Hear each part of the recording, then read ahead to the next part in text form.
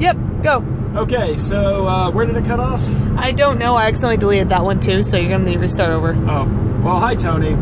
It's Thursday, and as you can tell, I'm not sitting in my usual spot. I am driving. We're in Connecticut. Yes, we are in Connecticut because we're visiting a friend.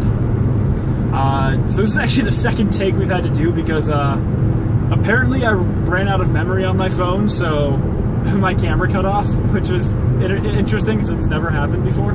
I think it might also be because we have maps up. Maybe. That's possible. But first off, to answer your question of the week, Tony, Massachusetts didn't do anything for Cursed Child. So that we know of. Yeah, that we know of. Like, something could have happened, but we were not privy to that information. Nor did we really care at the time. Yeah. So let's talk about New York. New York was really, really fun. We ended up getting to New York at about we ended up leaving Springfield about 6 a.m. Got on a train, which was pretty cool. Which was really relaxing. I really enjoyed the train because we just got to sit there and watch the world go by. It was comfortable too. Mm-hmm. We ended up getting to New York at about 9 a.m. Ended up meeting with our friend at like 9:30. And then we just kind of visited. We didn't do too much of like the tourist stuff because we were with somebody who lives in New York. And then you're going to avoid that stuff? Yeah, because nobody likes tourists. But we did actually go to a really cool place. It was actually a board game cafe, in which you pay a few dollars, you get to play board games all day, which is awesome. I mean, we had a good time. We played 3 board games with our friend. We met all of his friends up there, which was pretty nice. They're all cool people.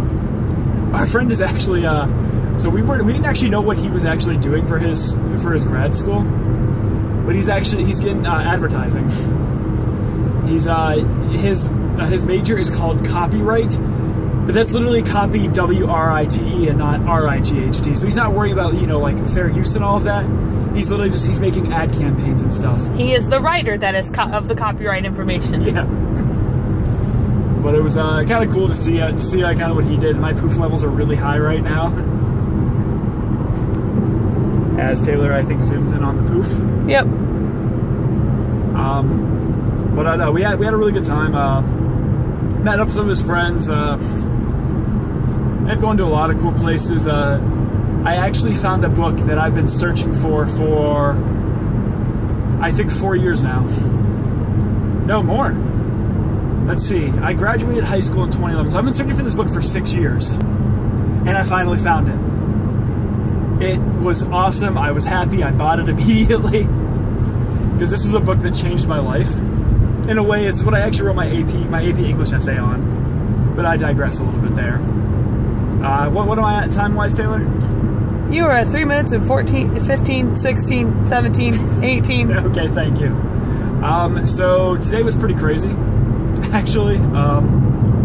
So as I've mentioned in many videos, Tony, I do housing work on Thursdays. It's usually an adventure. Today was more so an adventure than other times. So the past 2 weeks, I've only had like 1 case that lasted the entire time. This time I had, you know, more than 1. I dealt with 4 today.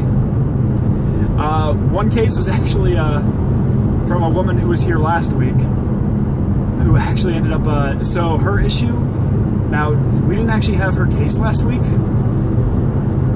because literally she had to get taken to the emergency room, which was not great. So that case got continued. It was a simple case, ended up just going to mediation. I didn't actually sit on that mediation, which was nice. Yay, I didn't have to sit there. So I was able to focus my attention on another case, which was another simple case that also went to mediation. Yay, I didn't have to spend my time on that case either. Case 3 was one that I didn't even actually deal with. It's she had a trial set for tomorrow, and I basically just kind of helped her get a couple of things in line. So yay, I didn't have to worry about that one either. But my 4th case is when things went awry. The tenant in this case was a 57-year-old transgender male to female who is bedridden and by all intents and purposes paralyzed, which is obviously not a great thing. she couldn't make it to court. So what we did is we ended up actually doing a phone interview, which is really entertaining because we ended up going to an evidentiary hearing. Not evidentiary, we ended up going to hearing for trial, and we had to do it via telephone. I didn't know what I was doing. My supervising attorney, Gordon, didn't know what he was doing. The landlord didn't know what he was doing, and the judge didn't know what he was doing, because we had never done this before. So that was quite crazy, actually.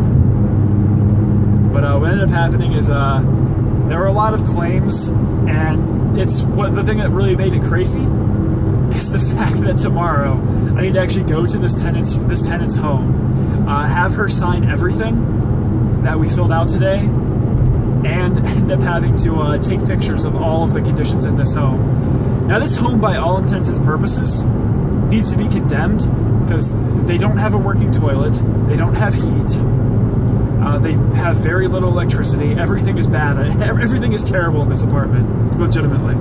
Or it's not an apartment. It's a two-family home. It's a duplex. But everything is bad in this. So that's going to be an interesting adventure tomorrow.